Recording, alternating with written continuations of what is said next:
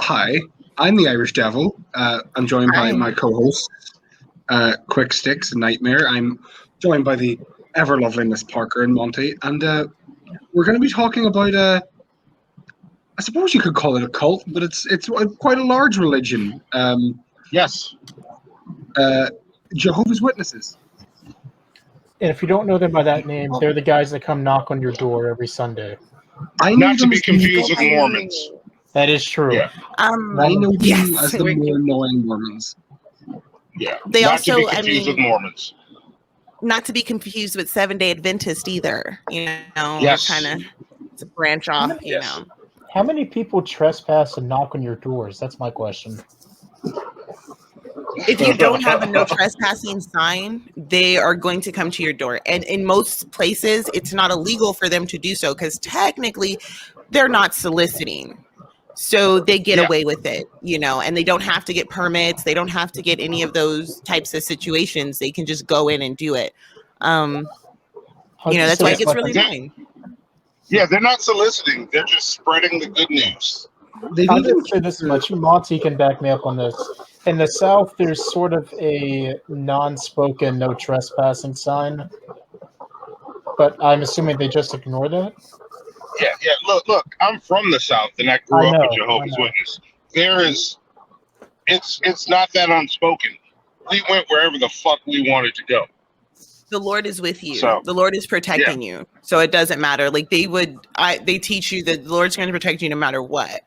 So as long as you're doing the God's work, then you're fine. Plus you're a martyr. If you do die doing God's work, that makes you like 10 times better. You might be lucky enough to be one of the 144,000, so it's like. Yeah. So what you're telling me is that G-Man should have been a Jehovah's Witness and he wouldn't have been hit by 5 cars. Maybe he was praying to the. He definitely needs to reevaluate his God because whichever God he's praying to is not looking out for him. So pray to Jehovah, G-Man. Pray to Give it Jehovah. a shot. I never got hit by a car, so Yeah. So Jehovah's Witnesses are even a thing here. Like I remember a guy at my school, and I went to a Catholic school, but the way schools work in Northern Ireland is you've got your mixed schools, which are like they can be mixed religion or boy and girl. I went to an all boys Catholic school. Don't make any jokes, Nightmare. We've beaten that. You've already told me.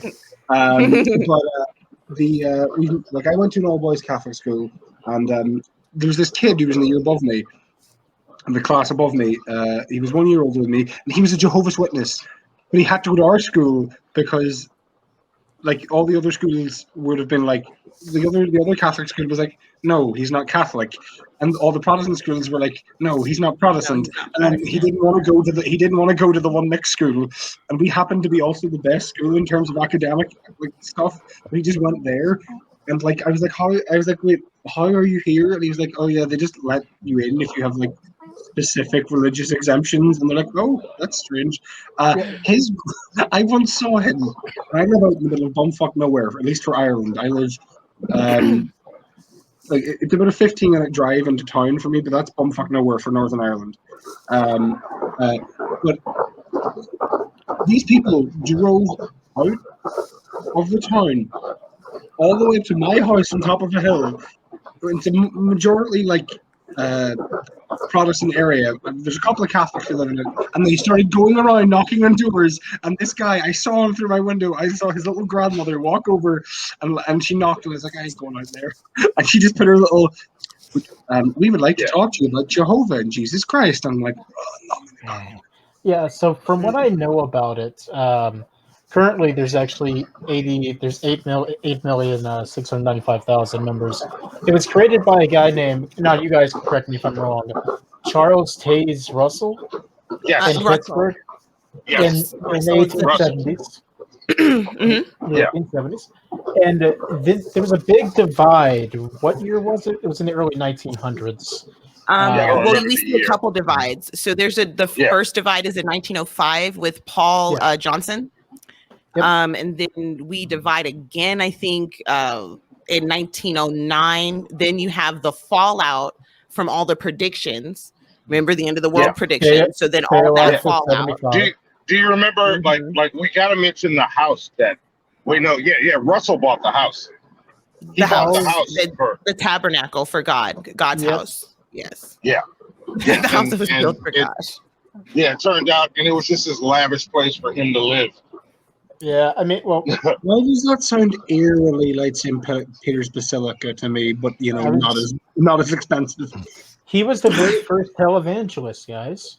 And then he could very well be like he was teaching the end of the world kind of situation, right? So in the beginning of the Jehovah Witnesses, they were preparing for God's return. This was it. They from the moment that they started that religion, he believed the world was going to end. That's what this cult is really built on, is the end of the world. So I don't know if it's so much like he was a televangelist as it was, hey, give all of your worldly possessions to the church because you don't need them. There's also more to it than that. There's that. That's the big part, Miss Parker. You pointed out the big part. But the way they broke away from Catholicism was being anti-Trinity, Father, Son, and Holy Spirit. Yep. Yeah, that's how they that's how they broke away, and then they went to the end of the world. They denied the Holy Trinity, which is like the foundation of Christianity. Yes, that is gone. It's all one. Yeah, the one big thing that I remember from Jehovah's Witnesses is, who was it that said stay alive to 75? Those Witnesses. Yeah, I know, but that also caused not a big divide, but there was still a bit of a splinter in 75 when nothing happened. Then one guy nothing happened, of course. Yeah. People sold their shit. People ruined their fucking lives because they're like, well, this is all going to end. We don't need this. Like, if I told you for sure tomorrow or in 3 weeks the world is going to end, and I told you and made you believe it, would you not empty your bank account and live like a fucking rock star for 3 weeks? Yes, I would. Why does that remind me of well, like at the end of the day, what happens is like right around that time when that end of the world situation goes on, that's when you start to see all those different offsets. So you've got the Watchtower Society, the Fellowship. You get all of those. And then within those, you start to see splintering of the doctrine. And you like I said, even with the Adventists, there's like 24 different Adventists, that you can be. And they really do kind of go ahead. I have a question.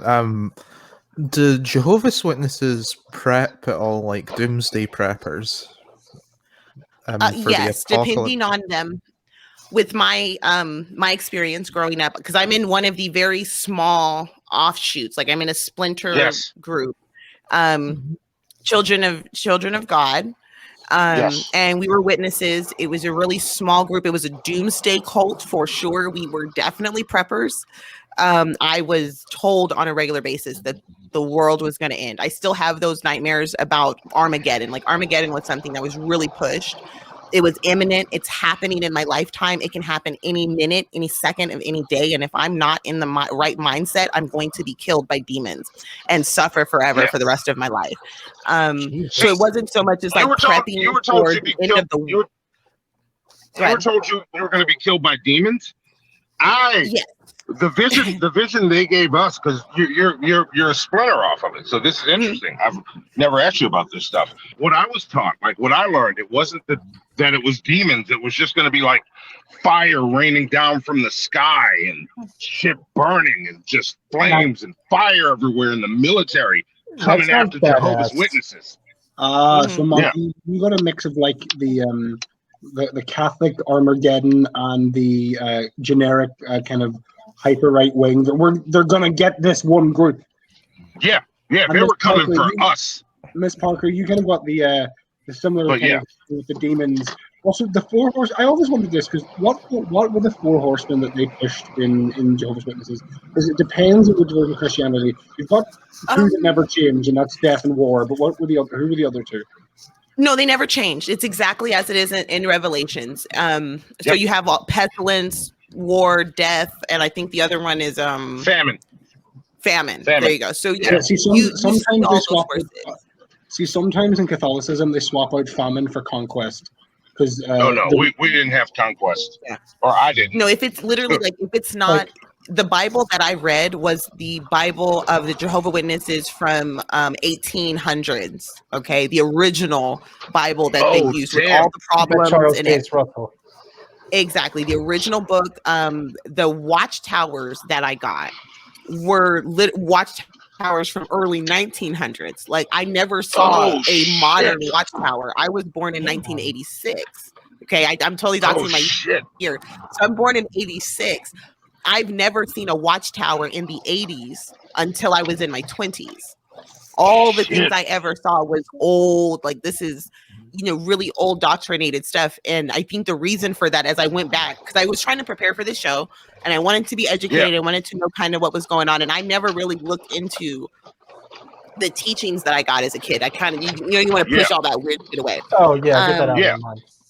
Right, like you just want to get rid of it. So what I found out is, my particular group comes from the Watchtower Society, which was one of the most fringe offshoots of the early church. Ironic. Yeah. And so that's why I think a lot of my upbringing is a little more extreme than Monty experienced, because Monty got to experience a watchtower and a modern day version of that. I was still very stuck in this is a doomsday cult and we're going to die, Yeah. So let me ask you a question, since I know this is them interviewing us, but this is fascinating to me. So y'all weren't attached to the governing body of the Watchtower Bible and Tract Society. Very loose. Y'all didn't. No. Yeah, because those dudes would pass stuff down that was just weird, and they would teach you to just accept it. The governing body. The governing body said it, so that's what we do. Yeah, that they they approved all of the material. So my material was approved by the original church. Your material was approved by the revision. The current one. Yeah. The current. So you were kind of beholden to the old governing body. The 144,000 had already been met. We were we've already met that number. Wow. This Armageddon is happening within the hour is literally what I was taught. Like this is the end. You're kind of blowing my mind now. I just want to sit here and interview you because this is crazy shit. Wow. Because you didn't have to deal with all the bullshit that we did. Like as things changed, because they got really good at after. Well, all the I was the youngest creationist. I don't know. Like the things I dealt with was a little different. You know what I mean? Like a little different. After all the predictions didn't come true, they had to figure out how to sidestep all that shit. All the predictions they got really, they got really good. See, my governing body got really good at sidestepping. They all came true because the first prediction was the beginning. That's the beginning of the end. The second prediction was the beginning of the count of the 144,000. And the third prediction was the beginning of the horseman's ride into the earth. So all those predictions did come true. You guys just are interpreting them wrong. And we're getting closer to end times. Like they answered all the questions.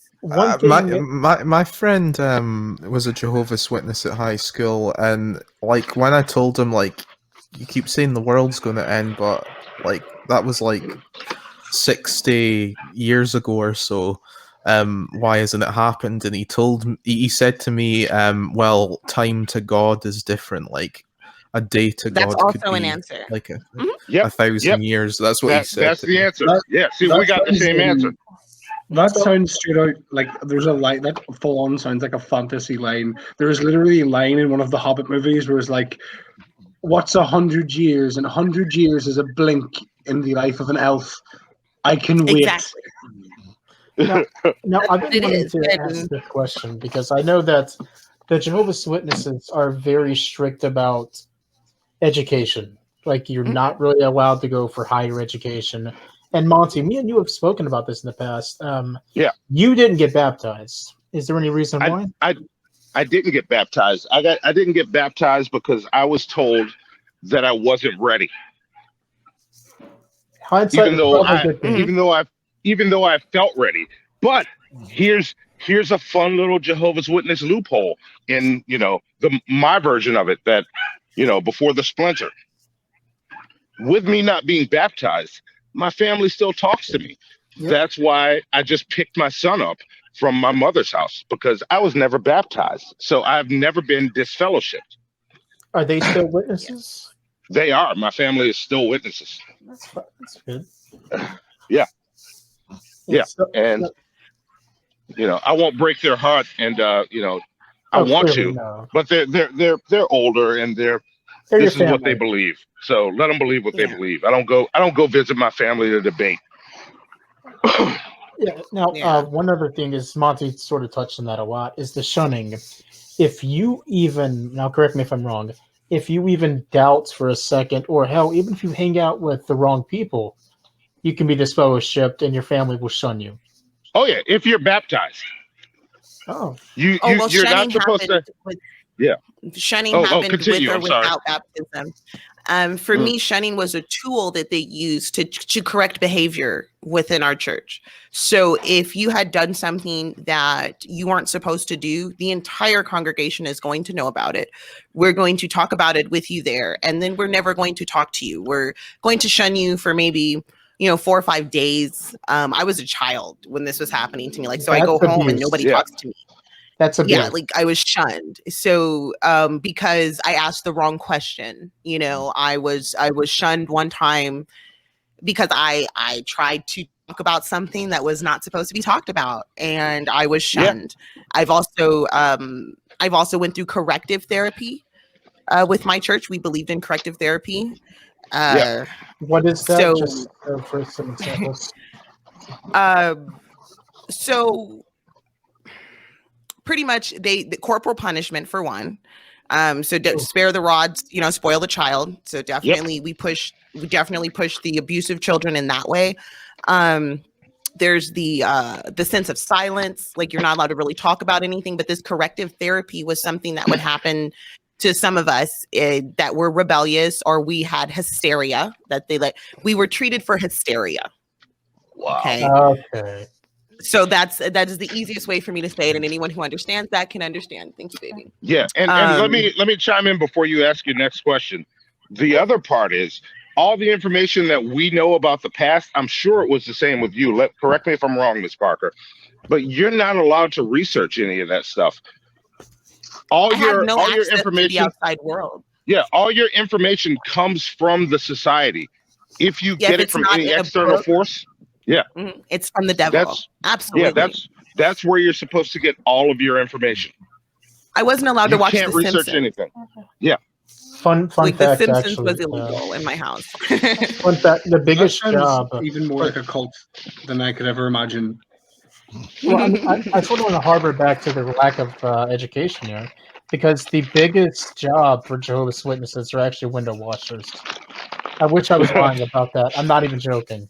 That's sad. Well, it doesn't surprise me. Cleaning. Well, because it's really hard. And I've had this conversation with a few people, like coming out of a cult or coming out of a place where you don't know what reality is, and then you're thrown into the real world. It's really hard. It's a culture shock it was a culture shock to find out that I was Black, right? It's a culture shock for me to find out that I'm a Black woman. Oh my God. It was another culture shock to find out that the world wasn't 6,000 years old. It was another culture shock to find out all of these things. So you're constantly getting hit with these moments of realizations that leave you devastated, and you don't really know how to pick back up from there, because, okay, what do I trust? If God was the most ultimate belief system, then what do I trust now? And then I fell into the freaking Hebrew Israelites. Like it's horrible. It's a really hard life. No. I did. I dealt with one of those. I did. But, yeah. You know, it's sad that whenever the Mormons have you beat in a progressive thinking, at least they have BYU. I mean, not by much, but not by much, but still. Yeah. I mean, I would be terrified if there was a Jehovah Witness college anywhere. That would terrify me. Wait, so Miss Parker, they genuinely didn't, until you got out, did not tell you that you were the concept of being a Black woman was a thing. Well, the concept of racism, like I didn't understand it because I'm in this small bubble, right? Like I have this small bubble, and then there's nobody else who you're interacting with, so I never experienced that. I didn't. And I didn't really experience it. They're also big about love bombing too. Like no matter who you are, that's their method. They love bomb you. It's all love Race all the isn't time. a problem in the church. Like they don't acknowledge race. Race isn't an issue. It wasn't an issue then the same way that it was for Mormonism until the 60s. Like Mormonism, black people weren't treated as equal members of the church until the 60s. The church. I mean, there is some underlining racism in Jehovah Witnesses, right? Like in the very beginning of that church, but it doesn't seem to be as affected as it was with the Mormon church, because there's doctrine in the Mormon church that talks about black skin. You know what I mean? There's no doctrine in the Jehovah Witness church that talks about that. So look how the Native Americans came about in the Book of Mormon. Yeah, so they kind of, there's a little more racial undertones with the way that they describe races, whereas with Jehovah Witnesses, we are all God's children. We've come from Noah's sons, and that's why we have so many different color tones. We speak different languages because the Tower of Babel, and we're just all the same, but there's nothing different about us in that way. We all just are children of God, and we all come in different colors. So that wasn't something I learned. I should say something on that.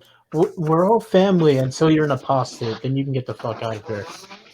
That was another thing. Like there was a few people who I think maybe disappeared when I was younger. As I kind of look back and think about it, there were some people that were around and then they just weren't around anymore. And I don't remember ever getting an explanation for that. So yeah, I do remember there was a girl that was my friend. We went to a corrective camp together. We came home together, and then I didn't really see her anymore. And I don't know, Miss Parker, is your little cult bubble, is it still active or no?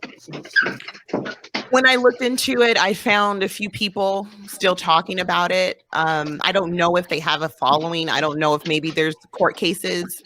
There was abuse that happened.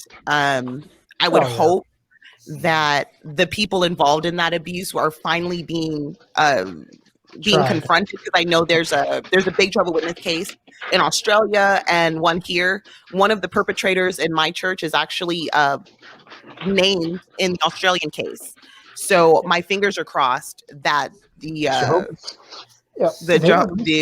Australian government can do what they need to do. So they were recently in the news not too long ago because they were banned from Russia totally. Which here's the thing about that, right? Some people are going to say, well, good, but it's a good and a bad thing, because now those people are becoming martyrs. They're martyrs. Absolutely, they're martyrs. It fulfills their prophecy that the government is going to try to silence you. It fulfills the prophecy that the end of the world is coming. I was watching some stuff from the Watchtower, and they seem to be heavily hinting towards, even more than usual, preparing for the end of the world with this whole Russia persecution. I think also with COVID as well, it's beginning to they jump really getting paranoid. There's a pandemic. Anytime there's a pandemic, they jump at it and they show it as this is the sign. When there's an earthquake, when there's any seismic activity, the next Watchtower will be signs of the end.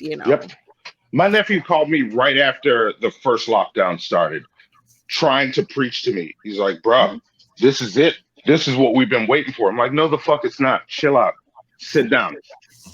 But it's a fear. The one thing that I really care scares me. Go ahead. It seems to be a thing in like every extremist religion. Like whenever COVID first hit, before it even hit America, before it hit Northern Ireland, people in America of various religions were saying, "Oh, it's the end times." There was Islamic pastors in Palestine saying it was God's punishment upon the gay. It's one of the few times that the Islamic fundamentalists and the Judean, actually Jewish fundamentalists agreed. They're like, it's God's punishment on the gays. And then before it even got into Europe, a person in Northern Ireland, like a member of the DUP, which is a main political party here. There's two main political parties, but they're kind of the hyper-creationists, Protestants, and they were like, God created the coronavirus to punish the people of Northern Ireland for legalizing same-sex marriage and abortion. And I'm like, it hasn't even got into fucking Europe yet. This was back when it was still the videos of people dropping. Do you remember back in December when it was just the people falling over in China? And he was saying shit like that. A lot of televangelists jumped on that also. They absolutely did. It went over every single religion. I found I found Hindu ministers. Are they called ministers? I don't think that's what they're called. But It's gurus, so many isn't different it? gods, you can't even know what they're called, honestly. Aren't they gurus? Or are they gurus? Yeah, I've seen Buddhist. them. Well, I've Buddhist. seen people who preach the We'll just Hindu call them religion. Hindus. There you go. They were actually jumping on it also, and how this was the end of their time. So that multiple religions were kind of pulling on it. I think I even heard Vaughn talking about, oh, it's the end of the world. And isn't he like some weird pagan warlock guy or some shit? You know? He's a vampire. Vaughn is the Punisher, the Sorcerer Supreme vampire, creator of the Elder Scrolls, who believes in pagan gods, but he doesn't think we should give them names, despite the fact that every single pagan god has a fucking name and a well-established religion. For the love of God, this is someone like I'm someone who's a big fan of Odin as a mythological figure, and even I know that if you were like, oh, when Vaughn's like, we shouldn't call him Odin, I'm like, he would impale you with a spear for saying that if he was real.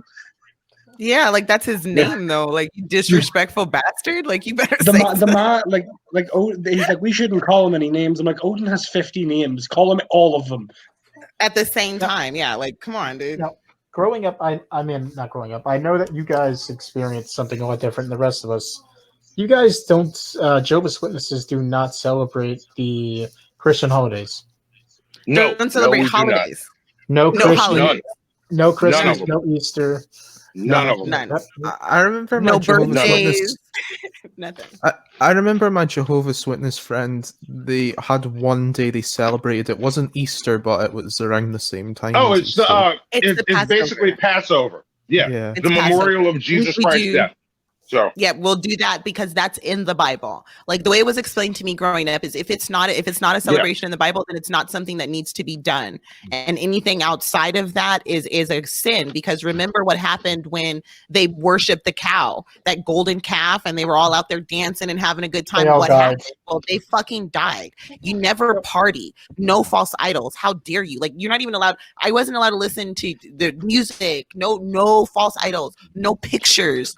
No, none of that. My friend they were very strict about anything that was like had magic or like wizardry or anything. No magic, no supernatural. It was weird. It was weird. Pokemon was okay, but Yu-Gi-Oh wasn't. Oh, Pokemon was not okay in my family. Those are monsters. It literally translates into pocket monster. I'm not gonna lie. I remember I was arguing one time with the Jehovah's Witness about the whole birthday thing, and he said, "It doesn't say it in the Bible." I said, "Does Jesus ever say you can't have a fucking birthday?" Well, no. Here's the thing. Here's the answer my grandmother would have gave you. If Jesus Christ, the Son of God, didn't celebrate his birthday, what makes you so special? Because I'm me, and I that's what I got all the time too. Yeah, that's the automatic rebuttal. Jesus didn't celebrate his birthday, so yeah, we got the same responses. Well, we don't know that though. That would be my answer. The guy died 2,000 years ago. Yeah, there's a big old jump between Jesus being born and Jesus all of a sudden kicking over tables in the mosque. I call it the Jesus leap. I call it the Jesus leap. It's the Jesus leap. He goes from 12 to 33. Well, actually, there is one banned book. They call them banned books in the Bible. I forget which one it is right offhand, but it does go more into his youth. And he was a dick. Apparently, he made a kid drop dead for pissing him off in one of those books. Yeah, there's a lot of really fun books of the Bible that talk about his adolescent years when he was just a fucking asshole. Yeah. But I imagine I remember when I was a New Ager. The big thing was Jesus went to Tibet and became a Buddhist. When I was in the New Age movement. I remember that's the one I went into too. Right before I became an atheist, I was in that. I was kind of playing around with that idea. It felt good. It was cool. Are they trying to imply that Jesus was Siddhartha and that Jesus was the Buddha? Yes, kind of, sort of, yeah. I mean, Siddhartha existed 500 years before Jesus. I got it. I know what it is. Do you guys remember in the Thor movies that Asian guy that's Thor's friend? Hogan. He was a Vanir, but for some reason he was Japanese. That was Jesus. That was Buddhist Jesus. But Buddhist. I have a question, Miss Parker and Monty. Maybe your version's different, bit different. Now, there are two. Well, one of them is genuinely revered, and one's not really revered, but one's considered a good person. Mary Magdalene is considered a very important figure in the life of Jesus towards the end in Catholicism. But there is one woman revered above almost as much as God and Jesus, and that is Mary. I presume she's just like, she is an idol and like she doesn't matter. No. Yeah, she wasn't for us at all. No. She does not matter at all. She was just part of the story. She exactly. She was a lucky woman. For me, at least growing up, women, I was born a sin as a woman. The fact that I have a vagina and breasts and I happen to be female makes me a sinner. I am the worst thing to ever be born on this earth. I am the reason that sin entered the world. And it's because of me that we are suffering. One thing that I learned, my period is my punishment. Like women are horrible. Damn you for that, Miss Parker. I'm still pissed at you for all of that. I am too. By the way, tell me if this is true or not. All right. If you guys have seen those Caleb and Sophia cartoons at the Watchtower. Yes, I've seen them. My family sends those to me. Yeah. That's a new thing to me. Hold on, Irish, hold on, I'm not done. So one of those, and Telltale broke this down really easily, is that the woman is not allowed to talk to specifically the male child about anything relating to Jehovah. And apparently if they do, they have to wear a headpiece similar to like a jihad. You have to wear women. So yes, that's something that we practice. I'm not sure if Monty had to practice that in his church, but it's something that we had to practice. So women, we're not allowed to teach the gospel. That was early doctrine to Witnesses. Women are not allowed to teach the gospel, again, because we're sin. Women can't be trusted. We are seductresses, and we will tempt you to do horrible things. We will corrupt the doctrine, so we're not allowed to touch it. We're not allowed to talk about it. Yeah, with us, what we would do. The headdress was because we're not holy enough for God can't look at us because we're so shameful. We're so low that we have to cover our heads in shame of God. Just like Eve and Adam, they covered themselves with the leaves. Because they were shameful. We have to cover ourselves because we're ashamed of being women, and we can't stand in front of God with our shame naked. So we have to. So cover your head. Our thing with us, nobody covered. But what they do is, as you move up, you get to give talks and talk to the congregation. Women couldn't do that, but what women could do was do skits on how to talk to other women. We did skits. Yes, we did do the skits. Yeah. They and these two ladies would get together and plan out their little skit. Yeah. And you do a little Bible study in front of everybody. Yeah. It's pretty much just a Bible study. You do a mock Bible study with someone in front of the whole congregation, and that's what women were allowed to do. But it's just women talking to women, and that's it. Now we're all atheists here, but you two obviously grew up Jehovah's Witness. Irish, you grew up Catholic. I grew up Southern Baptist. Sticks, I forgot what you were. I grew up Episcopalian, but I was a New Ager after No, I mean, like, what was your parents' religion? Not Episcopalian. My mum was Church of Scotland. My dad's Episcopalian. So your dad was the form of Protestantism most similar to Catholicism. Yeah. So it's just like hearing all this is crazy to me because growing up, Southern Baptist, men and women sort of equal. Crazy ass pastors, but sort of equal. Hearing all this, it's insanity. I mean, you would think it reminds me of Islam a little bit. Like it's kind of like it kind of terrifies me that there's that level of inequality in a religion that is adhered to by how many people? 8 million? 8 point. Well, you have to remember too. My particular group is a very small group. Now, these offshoot groups that I was involved in, they do exist all over the place. They're under the umbrella of Witnesses. They are. I will definitely define them as cults. They separate you from everyone on the outside. There's 120,387 different congregations of the 8.7 million. There you go. So I don't want to marginalize all Witnesses and say that they all believe the things that I was taught growing up, but this is just a really small group. So it's a personal experience that I can speak on. The overall is the same. Yeah. Like women are definitely beneath men. Even you and Monty have disagreed on a couple things that you guys have seen growing up. Monty seems to have grown up in more of Monty, and no offense, but like a basic bitch version of it. Yeah, no, I'm still part of the. Yeah, my family is still part of the main religion that is supported by the Watchtower and Bible and Tract Society. What? Yep. Yeah, that's the main religion. That's the major one. Yeah, the ones that are in Warwick, right, up in New York. There you go. Yes, Bethel.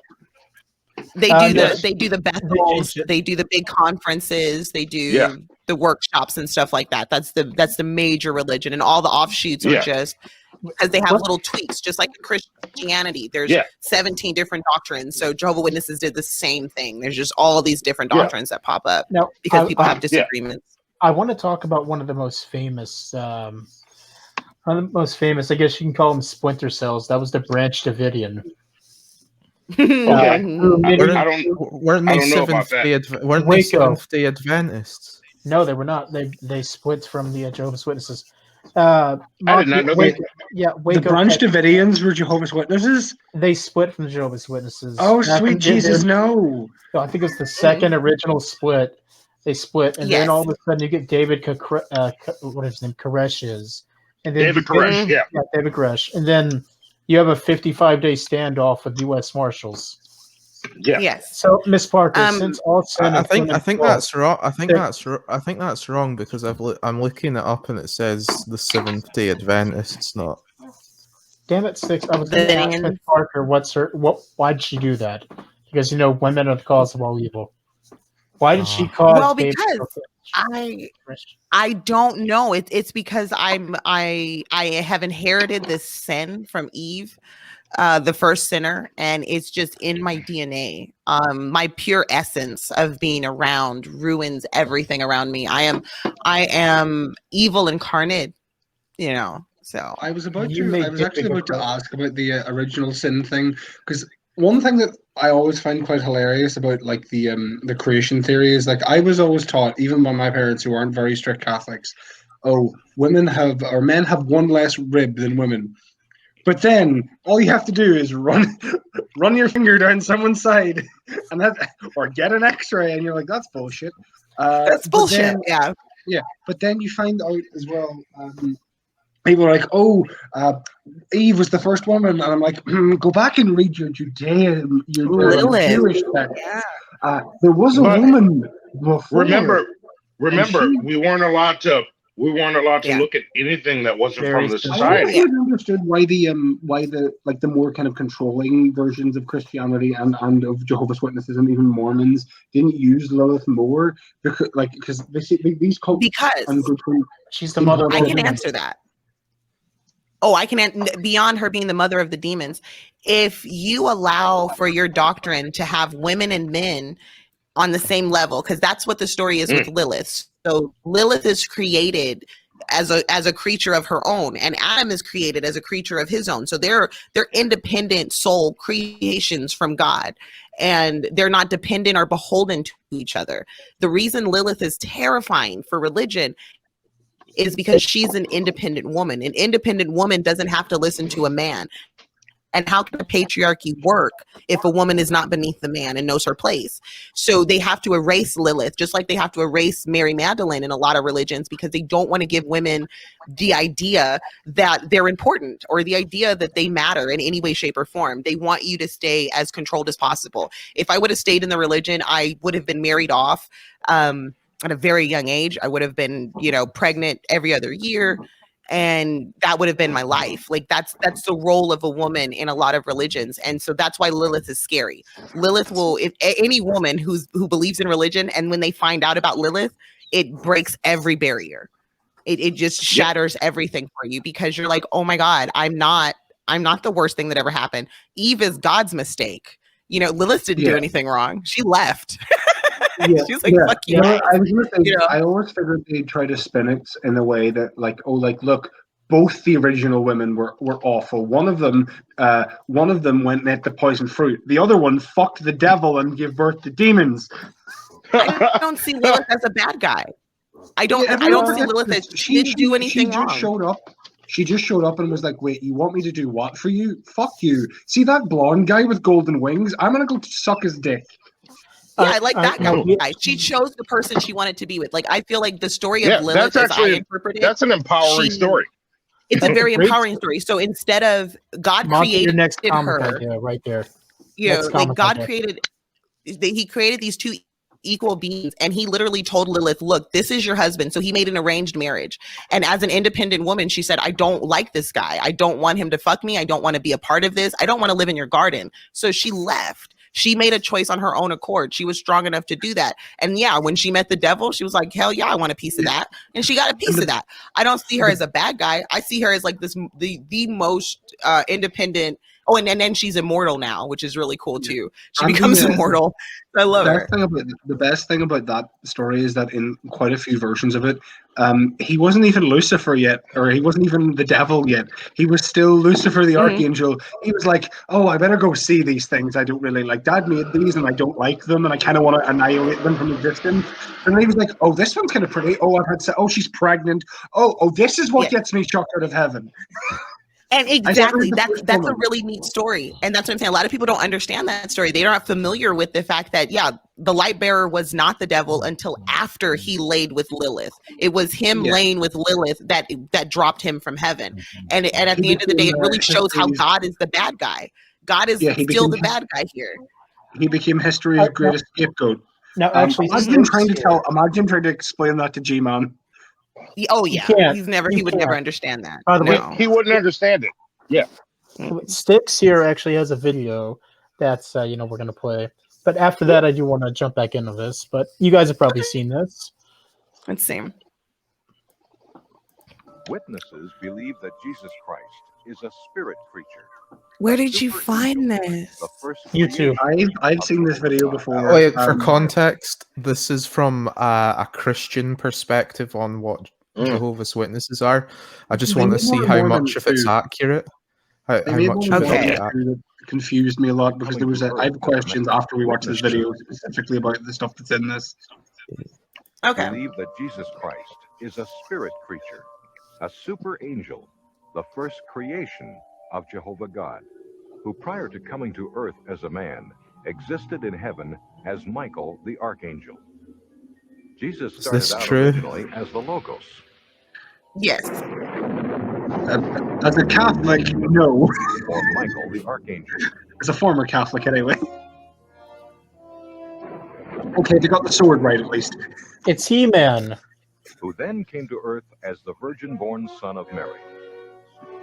Yes. Mary looking real tall and real white.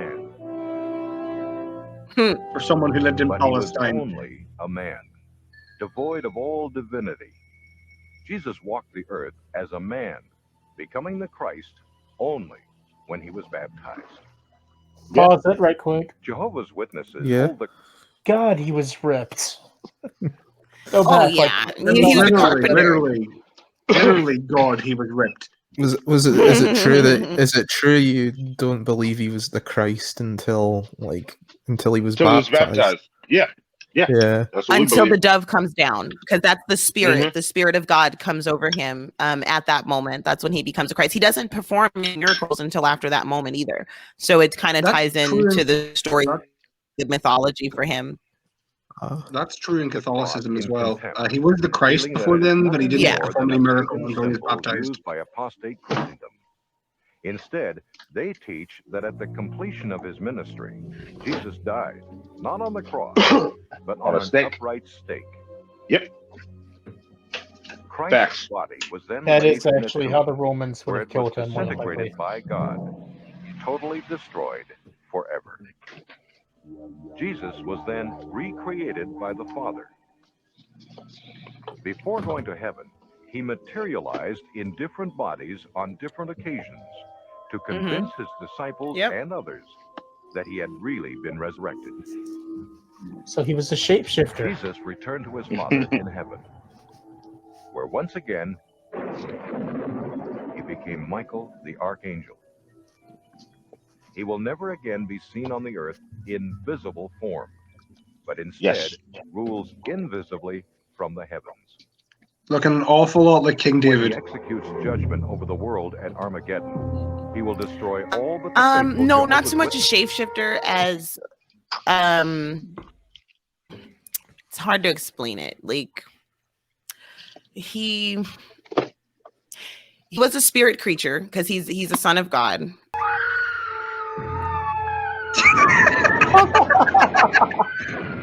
Ooh, this is That's what Monty said he believed. Mm-hmm. There's the so Hoover they're saying Dam. Michael the Archangel, who is Jesus, who is God, is going to do this. He just killed that person for no reason. This is like a million 9/11s. Well, if you read Revelations, it's Against Michael who starts will always Armageddon. remain invisible to those on earth. Can I just That's say that true. this guy's a By the terrorist? 144,000 He was the- select Jehovah's Witnesses who rule with him from heaven. Miss Parker, do you notice anything about those Jehovah's Witnesses? They're all really white. Yeah, no, it's not one. Not See, one. I was expecting some of it to be like, this is not accurate because I've heard, like, well, there's the Mormon cartoon of it Yes, as well. God is a and- terrorist. I think you can say that. The Mormon one's super scary. 144,000. Yep. Yeah, but there's at They're all least white. there's at least some Mormon there's at least some things that were inaccurate in the Mormon one from what I understand, but this it seems like everything's And Well, now the Scots dead. Well, I mean, I think we're being DDoS'd by By Michael the Archangel. Well, I mean, okay, so Jesus is a reincarnation in a way of Michael the Archangel. So a lot of people confuse it, like at least how I was taught. We don't worship Michael. Jehovah's Witnesses don't worship anything but Jehovah. Period. That's the only thing we worship. Period. Bottom line. There is nothing else. And at the end of the day, Michael is just another manifestation that God made. He's a worker. He's another child of God who's helping. He's an instrument that's sent by God to handle the situations that God needs to handle. Michael has come to earth a few times. And I can back all this up. She's right. We were taught the same shit. Yeah. So when Michael comes to earth, he came as an angel and appeared to some people as an angel. I believe in the story about the talking donkey. I believe he's the same angel who strikes Saul and makes him blind. He is a so dick. we see Michael a lot. Michael is God's messenger. Michael is God's right-hand man. And so, of course, he's going to use Michael when he needs someone to come to earth, and so that was the sacrifice. Monty, when you saw that thing, is that what you thought Armageddon was going to look like? Meteors coming down, destroying everything? Yes. I'll if I get a chance, I'm prepping dinner for Sci-Hi the Beast. Oh, that's fine. If I get a chance, I'm gonna grab the My Book of Bible Stories, and I will send you pictures of Armageddon and everything I saw. And we had a book for kids called My Book of Bible Stories. That was the kids' book. You should see the book of Bible that I got as a child, because I bet you my book is different than your book. Was it a pop-up book? My book was older. No. Yeah, it would just have been older than his. I have find a PDF, but I have my original copy. Oh, I just have to go grab it. Yeah, I don't have that. I'm gonna cut my cam on for a second because Miss Parker, you brought up a good point. Yes, here's my lovely young Irish face. For one of the very few times I pop on camera. You were on last episode. That's true.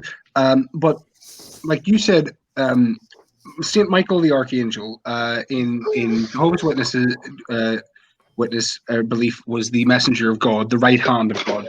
Now, in Catholicism, it's relatively similar. He is the right hand of God. He's the first archangel. It was him, then Samael, then Gabriel, then Uriel. Then, obviously, Samael became the devil and fought Michael, and that was the casting out.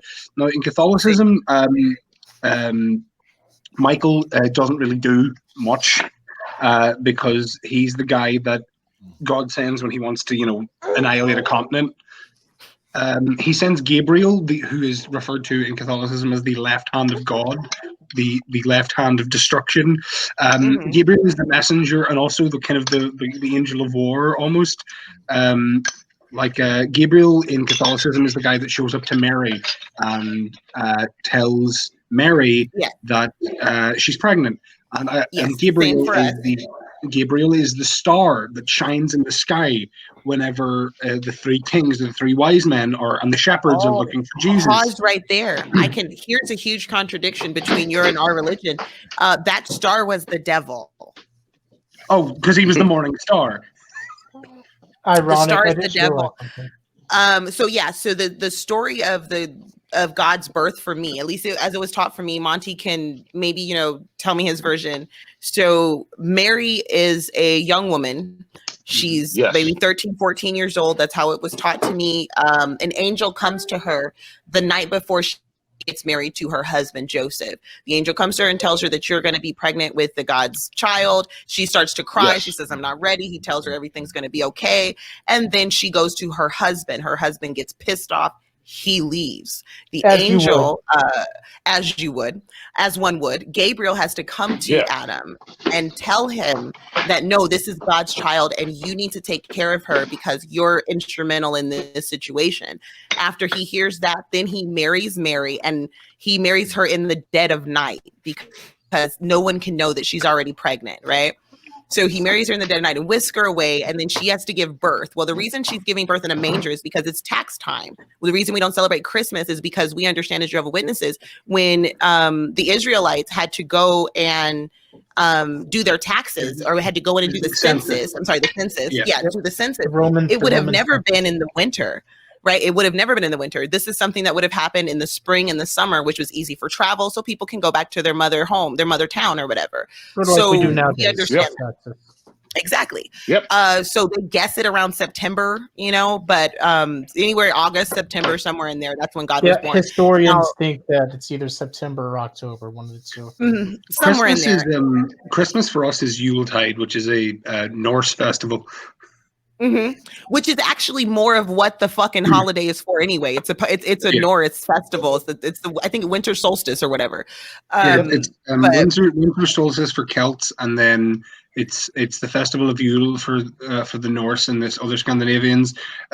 Ironically enough, the Celts also provided the other big holiday of the year besides St. Patrick's Day, which is Samhain, which Americans turned into Halloween. Yay! It's still fun. I love that, and so we have, okay, so where was I on the mirror? Okay, so they give birth in the manger, and in the manger she has the baby. Well, obviously the wise men did not get there that day. The Jehovah's Witnesses teach us that this took months. By the time the wise men came to Jesus, he was already 4, 5, 6 months old. And he would have been met in a home, and that's when they brought him the frankincense. But that star was given to them by the devil to get Herod, because King Herod wanted to kill baby Jesus. Yes. So the kings went to Herod first. Them. Because hey, where did they go first? The wise men went to Herod first, and then Herod said, "Well, when you get word of the baby, come back to me." So the star was there to lead them to Jesus, but they didn't get there in time because God or whatever, God, I hope G-Man sees this and just thinks that you and Monty are still joking. He's gonna have a fucking heart attack. Everything Miss Parker just said is exactly what I was taught. Exactly. So strange. We were taught that a chorus of angels sang out in the sky, and that the star was Gabriel, which is a bit ironic because Gabriel's kind of angel name is Gabriel the Hornblower, because even in the Johnny Cash song "Ain't No Grave," it talks about Gabriel blowing his trumpet, and the angels' trumpets will sound before the end, because he's it's weird. Even the angels have strange names. You've got Saint. He's known as Saint Michael, even though he's not a saint. Saint Michael the Archangel, Lucifer the Morning Star, also known as the Devil, also known as Samael the Lightbringer, Gabriel the Hornblower, Uriel is an Archangel of War, and then Azrael is the guy that just flew over Egypt and snuffed all those lives out during the Passover. Well, there's a reason. There's a historical reason for why all of the angels in the Bible that we know are the way that they are, because they're literally a superimposed version of the angels from the Book of Enoch. Mm-hmm. So if you read the Book of Enoch, so you read the Book of Enoch, and all those names, it lists off at least 14 different angels in there, and I think like 27 demons. They do not look like archangels, and then the princes and knights of hell. Exactly, and that's where we get a lot of those names. Oh yeah, of course. Some demons are like Azazel, Abaddon. I know Cain is a demon in Christianity, at least. The God, the Lord of the Flies, the Lord of the Frogs, all of those things actually come from that book, the Book of Enoch. So we kind of just see them kind of interpreted. Also, in the Book of Enoch, like people think that all the angels look like humans. They do not. They're weird spherical thingies. Weird little monsters with wings. One group does. The other ones are like 200 feet tall. Yeah, like they're giants. Sephirim are apparently, and this is I remember this because they reference it in Supernatural. Castiel is a Sephirim, and he says, "No, my natural form is about the size of your Chrysler building," and like Lucifer's like, if I was in my real form, I'd scorch the earth into nothingness.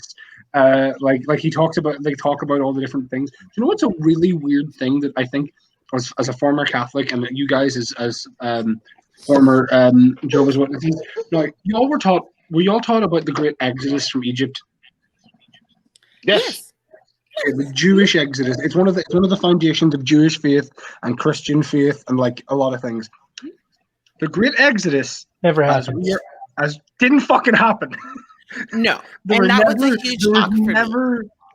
There was never that many Jews in Egypt as slaves. It was everyone in Africa was a slave. It took a long time. It took a really long time for me to come to the conclusion and accept that as an answer. A very long. It took me to get out of being a Black Hebrew Israelite to come out of that belief. It was really hard, and I still kind of think about it like. And then reality hits, and I'm like, well, where's all the fucking artifacts, though? Like, if that many people were in the fucking desert for that long, they would leave something behind, right? You can't survive 40 days in the desert without food or water. You had to survive 40 manna. They had manna. They had the food for 40 years. It was 40 years, yeah. Jesus wandered the desert for 40 days, but Moses and the Israelites wandered the desert for 40 years. I did get an answer as a child. The reason they were able to wander the desert for 40 years is because God is outside of time and space. And because they were being punished for their wrongdoings, God continued to send them in like this, quantum loop. So they weren't. Surely they were buried in horde. Surely a barbarian horde would have came across them at some point in that 40 years and just murdered all of them. Like Doctor Who rules, right? Like straight up Doctor Who. There's no barbarian horde. If there were a barbarian horde, like if God can give manna, he can stop a barbarian horde. He would stop the barbarian horde. They were protected under God's rule. What if they have iron arrows? What if they have iron arrows? Then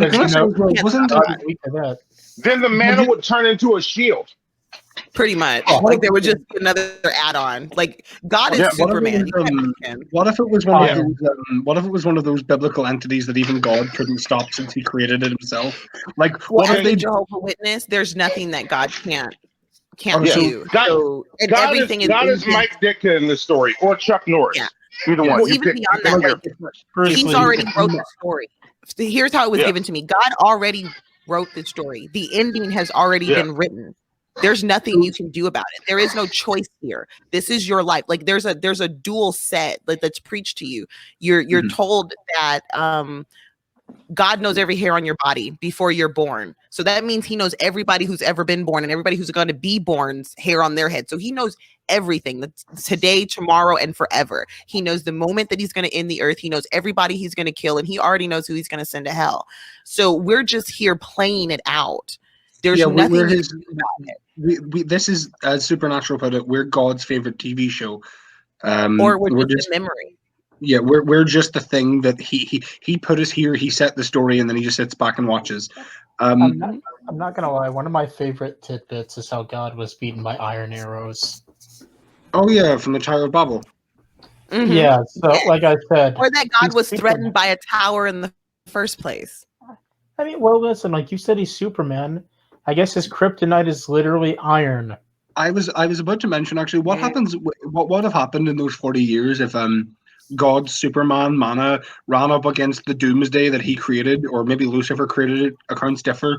Because if you remember, I can't remember specifically because obviously it's ancient biblical history and or mythology depending on your perspective. But Cain was cursed by either God or Lucifer or both. Whenever he killed Abel, he became the first demon not born of Lilith, but the first cursed person to turn into a demon, and he wandered the earth with insatiable bloodlust forever. Irish, no, you're wrong. He's the mayor of Knox County, Tennessee now. Doing, I'm not talking about the big red monster. I'm talking the story of Cain as it was told to me. Yeah, the way it was told to me was really scary. So Adam and Eve were born. Well, Adam and Eve do what they did. And then they get kicked out of the garden and they have these children as a secondary punishment for the evil that they brought into the world. Their children are evil inherently. And because a parent will give their child their evilness, your kid is going to be 10 times worse than you. So what's 10 times worse than disobeying God? The sins of the father. Yeah. And this is how it's established.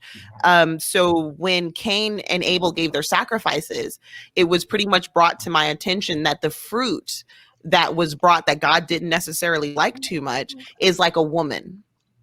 We were that sacrifice. So God is not only God he wants your foreskins, okay? Irish, there you go. Here's your new husband. God wants your foreskins. So yeah, he was like pretty much taught like we were the fruit and the meat would have been the men. So God enjoys that type of a sacrifice because it's a heartier sacrifice. It's a better sacrifice. And so God wasn't all that turned on by the bullshit gardening. Not convincing me that God is gay. You are convincing me more and more. He didn't like the wheat and honey. Mm-hmm. But he didn't enjoy that. Funnily enough, in Supernatural, when Cain shows up, because Cain shows up as a character, like a demon called Crowley, who's the current king of hell. At that point in Supernatural, shows up with Dean, one of the main characters, to Cain's house. And he doesn't know it's Cain's house, but he shows up and he just walks over and he's like, he sees this big hulking dude in a beekeeper's outfit. And he's like, "Oh fuck, let's go!" And he tries to teleport away, and he just can't. Like, Cain. And I love the fact that Cain can't die. I love his curse. So he's cursed with the fact that he can't die. The only way that you could kill Cain in Supernatural and in some versions of the myth is that if you took, because in some versions of the myth it's not just the mark of Cain that is a curse, it's the knife, the sharpened piece of flint. That he had as a knife for cutting his grass that he murdered Abel with is known as the first blade because it committed the first murder. In order to kill Cain, someone would have to take the mark voluntarily to bear the curse, the insatiable bloodlust, and the immortality, and then take the first blade and literally stab him to death with it. Can I just say this? Like, why do we hate Cain? The only thing he did was win a fight. He was the champion. Jealousy. Exactly. Monty right in the head. His he sin was is the jealousy. World champion. He was the world champion. Yeah, he was the best. He was the best. His sin is jealousy. Yeah, that's his sin. And the first murder. Don't forget the first murder. Wait a minute, Irish. Was it an iron? Was it an iron knife? Is that why God sent him to hell? He's like, oh, fuck, he doesn't get to go to hell. That's the worst part. He doesn't get to go to hell or heaven. He never. Roaming the earth. Can we dig into hell with Jehovah's Witnesses? Jehovah's Witnesses don't believe in hell. Yeah, they don't. There is no hell. You're just dead unless you're getting resurrected. Oh, okay. So what makes it different? Yeah. So what makes it different for me is we did believe in a hell. There was a place. Really? There was a place. There was no place for us.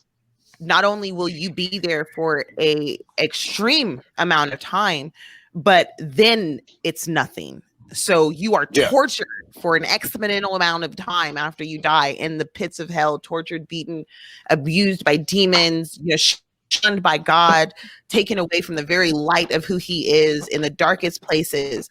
And then after, I think they told us like 100,000 years or something like that, then he's going to destroy hell altogether. So I want to know. Nightmare, the tortured for so much time, and then your soul is obliterated. I don't know. And then your soul is obliterated. I just like because God has this cycle. He's never gonna. He loves us so much that even though we're not good enough for him, he's still not gonna make us suffer for eternity. He's just gonna make us suffer for like a bit of eternity and then just knock it off. Just long enough that it feels like eternity. Long enough that it feels like eternity. This is what I never got. Satan's supposed to be evil. Well, why is he punishing the people who turned away from God? Like, because he isn't evil. That's the point. He's the fall guy, not the bad guy. The way it was taught to me is the devil will be tortured also. All of us, everyone who sinned against God is going to this place to be tormented and tortured for however long, and then to cease to exist, so that God can create a new earth, so that all of his humans live on the new earth. Yeah. It's basically like, Satan's being tortured too, but if he runs a place, it's not just going to be him. You got sent here. Tough luck, dude. Yeah, nobody runs. It's just a place of despair. The question is, I have a question. What was the Jehovah's Witnesses believe on the flood myth? Oh, that they believe in the flood. Yeah, the flood happened. It was Noah, Moses. So Moses builds the flood because God comes to Noah's Ark. And tells him, Noah's Ark. Okay, I always confuse the two. So Noah, he's an old man or whatever, and God tells him that, listen, I'm going to do this in X amount of years, and I need you to build this ark. Well, while he's building this ark, Noah goes down and he's preaching to people. He's trying to convince people, hey, you need to do this. Nobody's listening to him. People think he's crazy. He continues building. He gets all the animals. God makes all the animals 2 by 2 come to the ark, and they enter the ark. And then all of a sudden there's this flood. God, 40 days and 40 nights of torrential rain, and he soaks out the entire fucking earth, killing everything, only leaving Noah and his fucking kids and their wives. So you got 4 sets of families right there. Okay. 4 gene pools to not even 4 gene pools. There's 1 gene pool to pull from, right? And so after that, it lands on a mountain, and he comes out. Believed to be Mount Sinai. Yeah, believed to be Mount Sinai. And then he comes out and he lets out a bird. The first time the bird comes back, no good deal. Next day he does it again. The bird comes back with an olive branch. And then God gives a rainbow because he doesn't want us to know all the bad things he did. And he wants us to know he'll never flood us again. He loves us. That's the original explaining of the olive branch. See, look, you're not. See, wait, look. I was talking about God being gay, and now this proves it. All right. Yeah. He's showing his LGBT pride. Good for him, man. Good for him. He loves rainbows. He loves olive branches. He likes doves. He does not like fig trees. Okay, don't you dare bring God a fig. God hates figs. God hates figs. God also says that if you breed your sheep next to certain trees, they'll come out different colors. Yes. Yes. It's so many weird things that I remember growing up and believing were just God truth, and it's embarrassing. I want to ask you guys, how did you guys get out of it? I ran away. There you go. My story was, wait, hang on. I have to follow Side Have the Beast wherever he's going. But no, with me, I kept slipping away, and I have to figure out, I've never told this story publicly, so I'm going to be careful. It's going to be vague and missing parts. But someone that I deeply cared about was this fellowship for what I felt was no reason. And I'm like, wait a minute, this is a really good family. And I watched a family get torn apart over this. And I'm like, if this is God, fuck God. So I started slowly pulling away. And I just couldn't take it anymore. The abuse, there was a lot of abuse, and my mental health was was not in a good place. I think I ran away 5 or 6 times, trying to get away, constantly getting brought back, and then going into treatment centers and rehabilitation, and being quarantined or locked up. And, so I eventually got away. I was a teenage runaway. And then that's how life got really, really hard. Like I said, you come out of that, and I hit the real world. I wasn't equipped. I wasn't ready. I didn't know how to talk to people. I didn't know how to operate. I didn't graduate high school on time. I ended up pregnant. I ran away because I got pregnant by an assailant. And that situation was really hard for me. So I figured out how to get out of that by I ended up in a women's shelter, and I was so very, very confused mentally. I gave birth to this child. This child is now adopted. Beautiful family. He has a beautiful family. Love him to pieces. But it was really hard. That was something that I don't think I would never wish on anyone. And after going through that, giving birth, it got a little worse. I ended up getting involved with the Black Hebrew Israelites.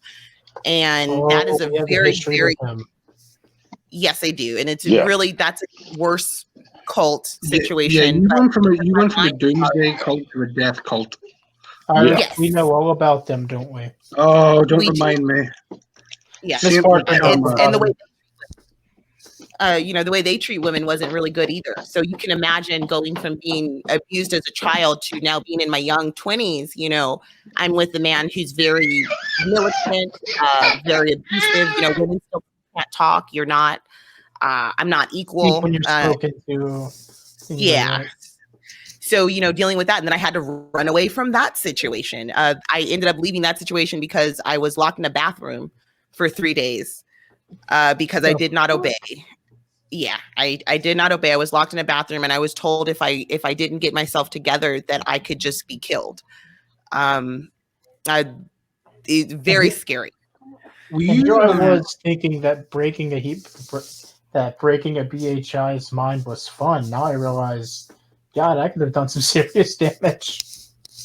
Yeah, and then that's another thing too. Like when we were fucking with him, like I kept telling you, I was like, oh God, my hands sweat talking to Mike. I'm not gonna lie, my hands sweat talking to Black Hebrew Israelites because I remember what I had to go through as a woman, as an ignorant, young, vulnerable, mentally ill person. How they preyed on me and manipulated me. Mike's too dumb to do anything, so you don't got to worry about that. Parker, I have a question as well, just on the topic of you being a former BHI. Did the BHI group that you were associated with? We're going to do an episode on them later. We will be. But I have one question. Did they also try to claim other minority cultural groups like the Spartans and the Vikings and the Celts and say they were all black? Well, yes. There's a lot of I like to call it that Pan-African kind of situation going on where what it is, what I see Black Hebrewites as, they are a displaced minority, right? So that these are people who are trying to find a religion, and they know that they don't have a ground of anything. So it kind of stems from Pan-Africanism because they're trying to find this identity, and it just kind of becomes extreme because you hate everyone so much, and you realize that the world has whitewashed history. So you stop believing anything the world says, and that gives you an opportunity for other people to come in and rewrite it. And because it sounds good, you just believe it, and that's how all that weird shit gets picked up. That's basically how I became a new ager. I just thought it sounded good. Hey, Monty, you want to talk to a BHI that we torture? Probably not. Come on, man. He's already broken. You can just go in there and jab. He is broken. Yeah, no, I tend has nothing to stand up. You'll notice my persona. This is really out of the wheel. Yeah, this is really the only time I've ever mentioned my history with religion online. And I appreciate you doing it for us. So nobody else knows anything about any of this shit. So I don't get into that shit because I got out of it and I'm done. Yeah, fair enough. I'm done. Which is why I never get into when I pop into G-Man stuff. I never get into religious discussions with them because I don't want to. Yeah, I don't want to. Yeah, I My try not past to is my talk too much past. about my personal experience. Yeah, like I tried not to bring up my personal experience too much, and just if I am going to have a talk about religion, I'll talk about the belief system itself. Like, if you want to talk about the belief, you talk about the God. If you want to talk about the fundamentals of it, I'll do that, but not so much the personal, because what I've learned too going through it is, one, there's not a lot of people who can identify with the weirdness that I kind of went through, and two, everyone's experience is so personal, even within the same religion. So it's redundant almost to have that personal conversation when really we're just talking about these very broad ideas, and at the end of the day we're just talking about the fact that we were brainwashed, we were we were manipulated into believing whatever, we were love bombed, we were fear mongered. And here's the thing, me and Miss Parker share a trauma. Hers was on a much more extreme end than mine. Like, I'm sorry you went through that, but at the end of the day, growing up in a cult is still a cult. Yep. Yes. So, and I don't want to ever talk about that shit. So, but I figure one time I will. Thank you for making the exception, Monty. I appreciate it. Monty, and just for this one time, Monty looks good in his jacket. That's the only time I'm ever going to say that. There you go. I look damn good in my jacket. Miss Parker, you did indeed look very good in that jacket. Yes, thank you. That's one of the things I'll always I have to pause to see what he needs. Is that everyone's experience within a given religion, not just depending on individual experience, but depending on generational experience, will be different. People who grew up in Iran in the 80s, back when Iran was a first world country and you didn't have an Ayatollah in charge of it, demanding that women have to cover up and being strict adherence to Sharia law, are not experiencing the same kind of Iran that people who were born in the year 2000 are. As a gay Catholic kid growing up in the 2000s, I did not experience anywhere near the same level of vitriol or hatred, or I definitely didn't. I was lucky. I didn't experience any abuse in the Catholic Church the way like the Catholic Church ruined Ireland up until about the 1950s. It's like pre 9/11 and post 9/11 America. Yeah, like it's people. I feel like Jehovah's Witnesses now, and even like some religions like Islam, are the younger kind of religions are at the point. I'd say Islam now is at the point where Catholicism was 150 years ago, and I'd say that Jehovah's Witnesses, well, even though it's a much newer religion, is at the point where Catholicism was in the 50s. Like, I will give you that. I think, but that's something that happens with every single religion. And that's why I find it to be almost, like I said, redundant to have the conversation on a personal experience level. Yeah. Because what we're really talking about are the fundamentals of each belief system and why those belief systems don't work, why that misogyny is toxic, why the, like it's taught in the Jehovah's Witness Church, you don't talk. Like it was very, very much so instilled in me. You don't talk about things that happen in the home. You don't talk about things that happen. If if there's not two witnesses to something, then it's not a crime. Like, these things are taught to us and instilled in us. And because we have these beliefs, abuses are allowed to happen. What happened to me? So it wasn't that nobody knew it happened. It's literally because when one of the reasons I got corrected was because I talked about the abuse and I pointed out the person. Well, as a woman, I can't be a witness. So as a witness, a woman I can't be a witness as a woman. I can't witness my own crime. Right. So if a crime happens Old Man Radio. That sounds exactly the same as Islam, where like a woman's testimony is worth half. Yes. I mean, they literally have to work their jobs. In Jehovah's Witnesses also. But, it's kind of the same. We bear those similarities, and that's why I think the conversation is better in that realm when you just start comparing these weird belief systems.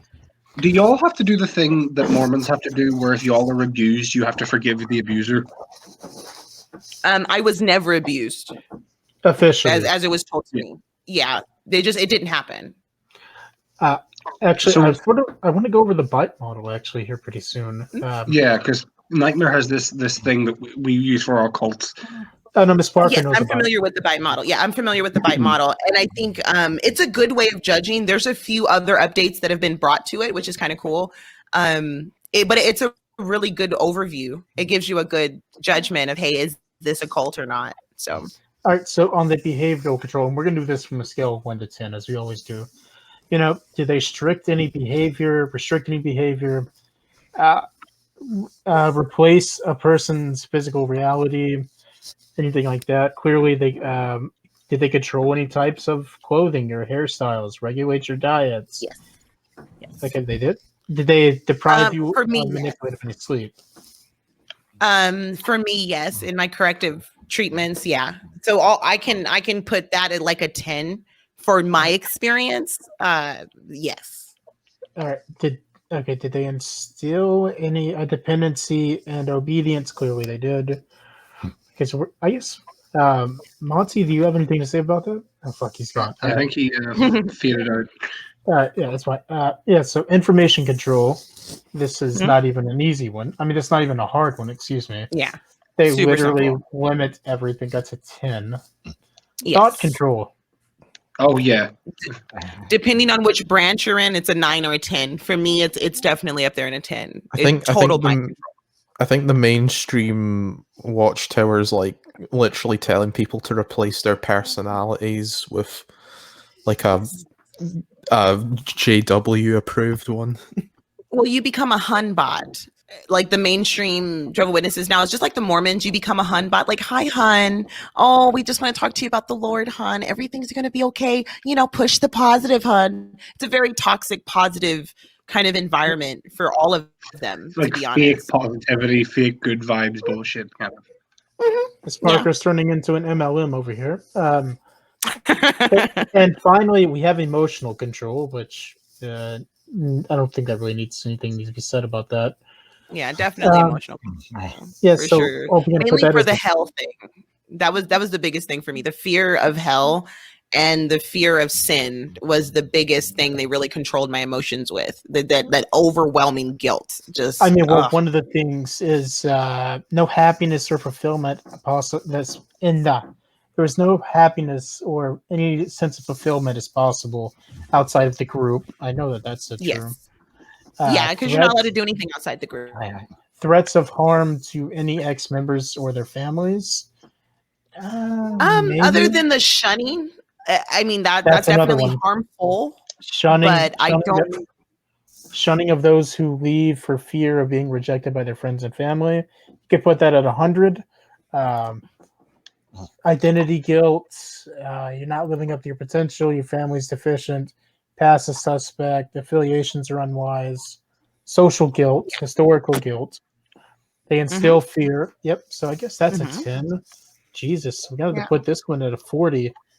This is literally. This is Anshirikyo.